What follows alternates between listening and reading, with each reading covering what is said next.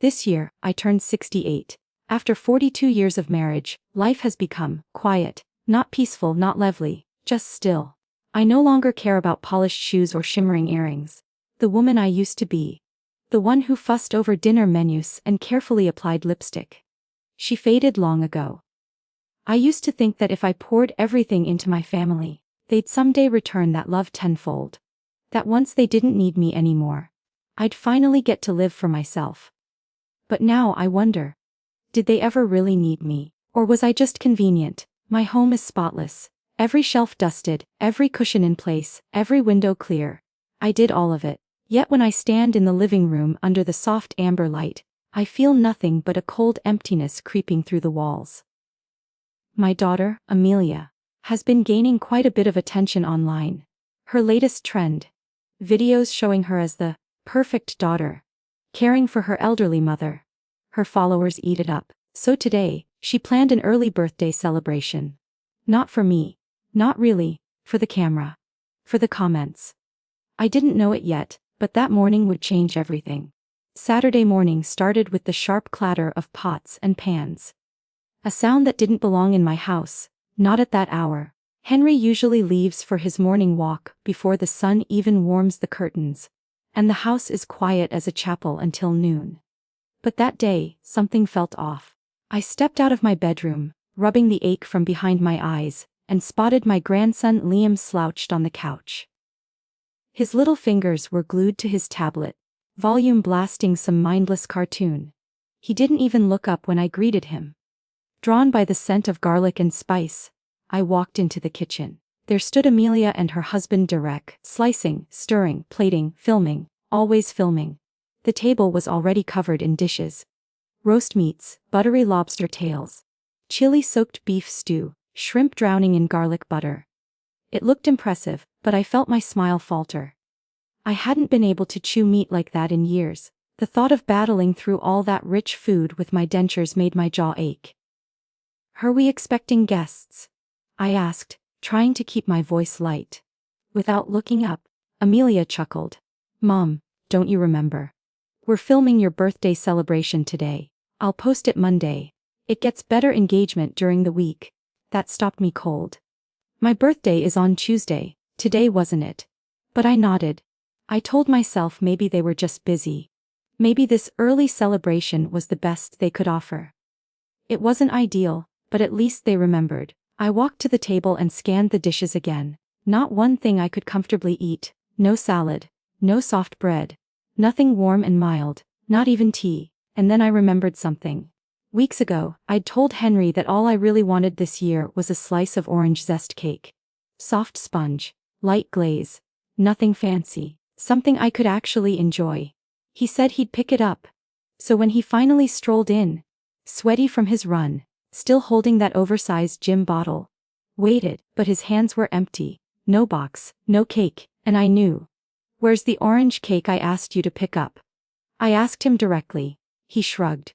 "Ran into Delilah on the way. She mentioned craving it, so I gave it to her. I'll grab you another one tomorrow." Tomorrow. It was always tomorrow, or later, or... "You're overreacting." As if my birthday didn't matter, as if Delilah's passing wish outweighed the only thing I had asked for. The room fell quiet. Even Amelia froze for a second, until she grabbed her phone and said, "Oh, right, we need the cake shot. I'll just order one for the video." Not for me. For the video. Something inside me cracked, and this time it didn't heal. Not with time. Not with excuses. Because in that moment, it became painfully clear, no one in that room had truly thought about me at all. I sat there, silently, watching them bustle and perform. Amelia adjusting the camera. Derek arranging the dishes so they'd look full but not messy. Henry still standing by the door, acting like his absence, his forgetfulness, meant nothing. And then, she said it. "Liam, wait, don't touch the food yet. I haven't started filming, and when the camera's on, remember what we practiced, okay? Smile, sit up straight, say it exactly like we went over." He groaned but obeyed. I watched it all unfold like I was outside my own body. A child forced to recite gratitude, a father brushing off his wife's only birthday wish, a daughter curating her version of love for strangers online. My birthday had become content. Then Amelia raised her glass. Mum, today's your special day. No matter how busy life gets, we always make time for family. That's our tradition. Her voice was syrupy sweet. Too sweet. Artificial.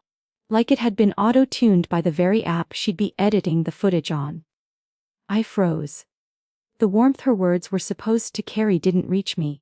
I looked down at the plate of food I couldn't eat, the tea that had gone cold in my hands, the room where I had spent decades, nurturing people, who had now reduced me to a prop.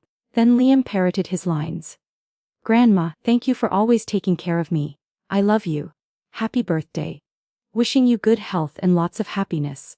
A line rehearsed, memorized, scripted like a Hallmark card. I stared at my grandson, his small face trying to act like love. And I realized this wasn't his fault. He was just mimicking what he'd seen. What he'd been taught. Suddenly, something snapped. Not in anger, but in clarity. I wasn't going to sit there and smile through another performance. I put my teacup down, picked up my chopsticks, and let them drop, deliberately, onto the table. The sound echoed like a pin dropped in a church. I looked straight at Henry. So, where's the orange cake, Henry? The room went still. Even the cartoon on Liam's tablet felt too loud. Henry blinked. His response came slow, lazy, careless. Like I said.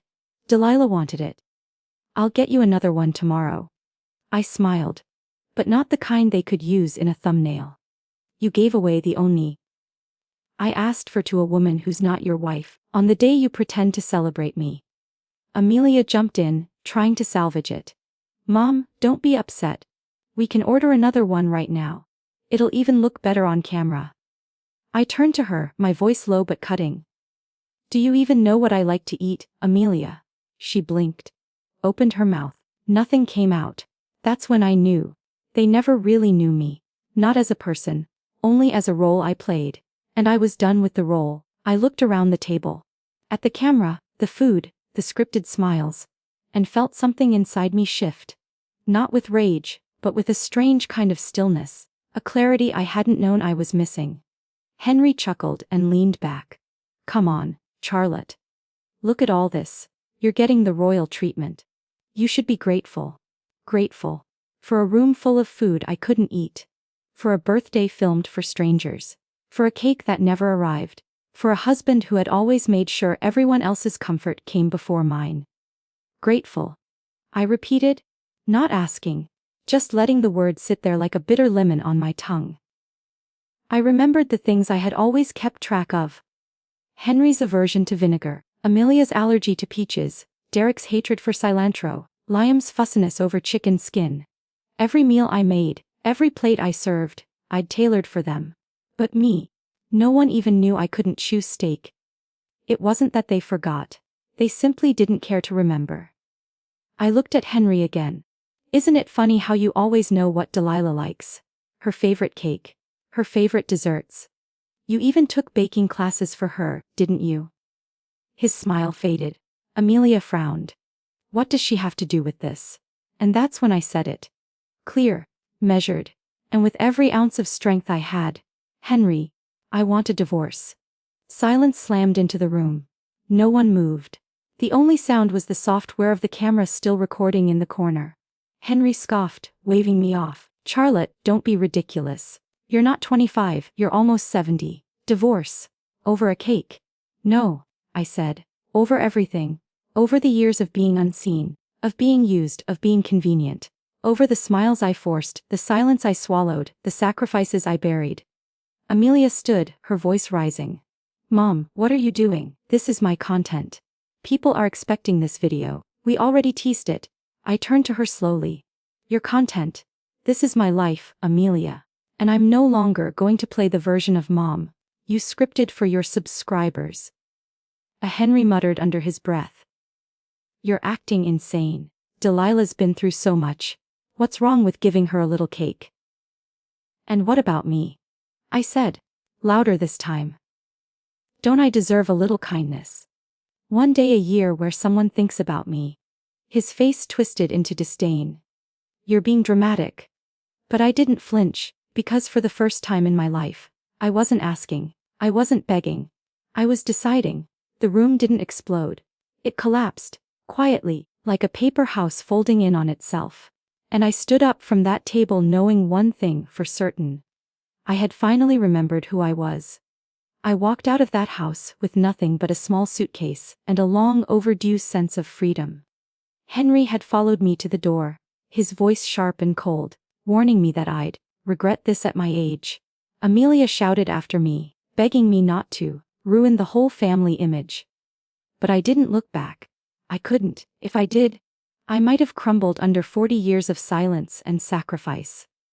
Instead, I drove straight to the one place that had always felt like mine. My mother's old cottage, a tiny house tucked away in a quiet part of town, left untouched since her passing. It smelled of aged wood, dust, and faint memories. But as I opened the curtains, let in the sunlight, and began to wipe the windows, scrub the floors, mop each creaking tile, I felt a quiet strength awaken inside me. Not rage, not sorrow, just release. That first night, I slept deeper than I had in years, and when I woke up, I didn't make breakfast for anyone. I didn't fold laundry or answer to a voice calling, "Charlotte." From another room, I sat on the porch with a warm cup of tea and watched the morning bloom. It was the first time I had chosen silence and found it comforting, not lonely. Days turned into weeks. I found my hands reaching for old yarn, dusty crochet hooks tucked in drawers I hadn't opened in years.